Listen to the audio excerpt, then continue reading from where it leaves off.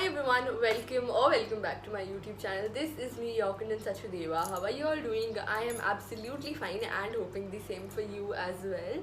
So, another CUT related video, and in this video we will be talking about specifically about commerce stream, that how to cover your accountancy, business studies and economics for CUT. सो इस video में basically मैं बताने वाली हूँ मेरा experience obviously and how I prepared for like these 3 subjects and किस किस type के क्वेश्चंस आए थे और मैंने कहाँ से प्रिपेयर करा था. हम इन सब बातों की बात करने वाले हैं.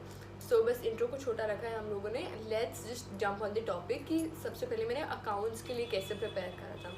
सो अकाउंट्स के लिए भी वही मैंने कुछ एज करा नहीं था. बेसिकली अकाउंट्स के मैंने बहुत इतनी कुछ ज़्यादा खास प्रैक्टिस नहीं करी थी. To be very honest, frankly बता रही हूँ मैं आप लोगों को कि मैंने इतनी प्रैक्टिस नहीं करी थी. कुछ क्वेश्चंस अगर मैं ऑनलाइन मिल जाते थे मेरे को कोई भी यूट्यूब चैनल से तो मैं कर लेती थी.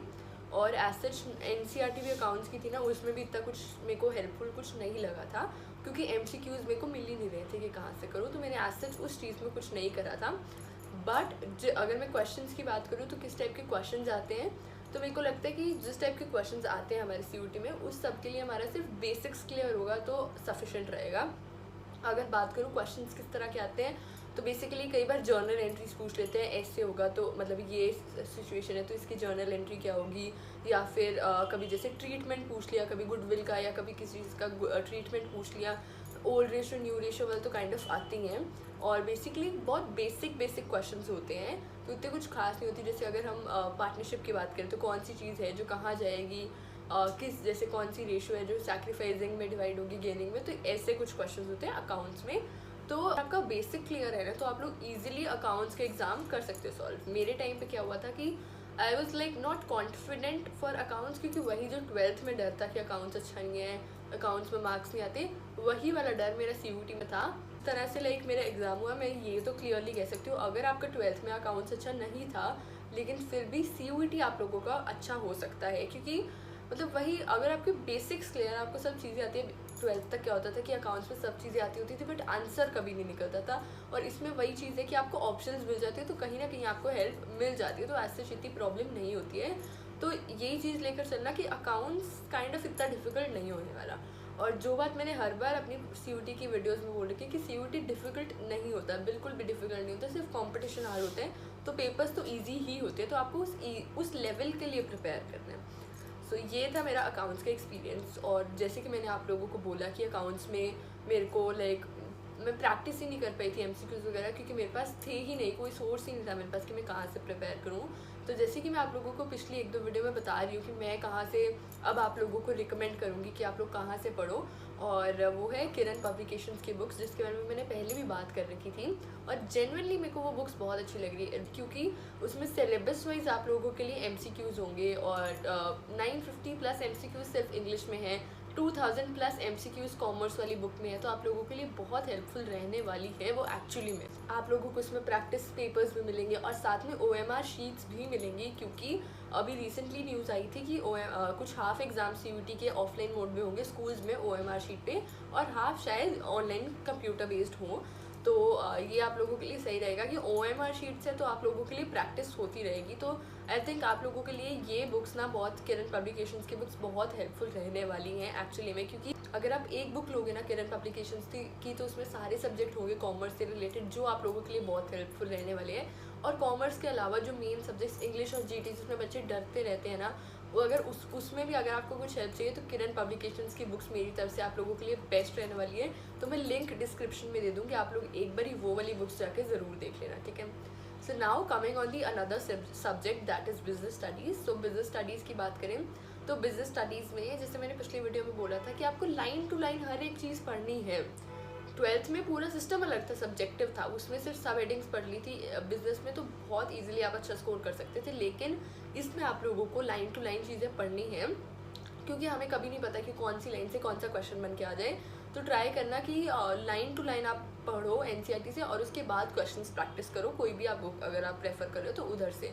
तो ये आप लोगों के लिए सही रहने वाला है. उसके बाद जो NCERT में एग्जाम्पल्स दी होती हैं वो ज़रूर पढ़ना, क्योंकि कई बार क्या होता है कि हमारे जो 2022 में जो पेपर आया था ना, CUT का, उसमें लेजिट जो जैसे अगर इकोनॉमिक्स के कुछ क्वेश्चन थे जो इकोनॉमिक्स के NCERT से एग्जाम्पल्स उठ कर आ गई थी, तो उन एग्जाम्पल्स पर भी ज़रूर फोकस करना। एंड जैसे कि मैंने पहले भी बोल रही थी कि NCERT आप पढ़ते रहते हो बट आपको पता नहीं लगता कि क्वेश्चंस कहाँ से उठाएं, कहाँ से कौन से क्वेश्चंस बन के आ सकते हैं। इसीलिए मैं कह रही हूँ कि कोई बुक आप रेफर ज़रूर करना, बट NCERT को भी बिल्कुल मत भूलना। क्वेश्चंस किस तरह के आते हैं बिजनेस स्टडी से, तो आई थिंक क्वेश्चंस इजी ही रहते हैं। हमारे टाइम पे भी क्वेश्चंस आज सच इतने कुछ डिफिकल्ट नहीं थे, इजी ही थे कुछ क्वेश्चंस। और अगर आप अच्छी खासे क्वेश्चंस की प्रैक्टिस कर लोगे ना, देन आप लोगों के लिए बिल्कुल भी डिफिकल्टी नहीं होने वाली है, क्योंकि बहुत क्वेश्चंस ऐसे होते हैं जो रिपीट भी हो जाते हैं, बहुत बेसिक लेवल के क्वेश्चंस होते हैं। तो और जैसे केस स्टडीज़ हमारे 12th तक आती थी, तो केस स्टडीज़ में हमें आइडेंटिफाई करके उसको एक्सप्लेन करना होता था। तो CUT में क्या होगा कि सिर्फ आपको आइडेंटिफाई करना होगा। और आई एम टेलिंग यू, जो NCERT में लाइंस पढ़ी होती है ना, वही लाइंस आपके पेपर में आते हैं। तो NCERT को अच्छे से गो थ्रू कर लेना, और किसी NCERT बेस्ड बुक से आप लोग क्वेश्चन प्रैक्टिस कर सकते हो, जैसे कि किरण पब्लिकेशंस। ठीक है, now coming on the other subject that is economics. Economics में बात करें कि मेरा पेपर कैसा हुआ था। इकोनॉमिक्स का पेपर हमारे टाइम पे बहुत ही ईजी आया था, बहुत ईजी। जो बच्चे पढ़ के भी नहीं गए थे ना, उन लोगों का भी इकोनॉमिक्स का एग्ज़ाम बहुत अच्छा हो गया था।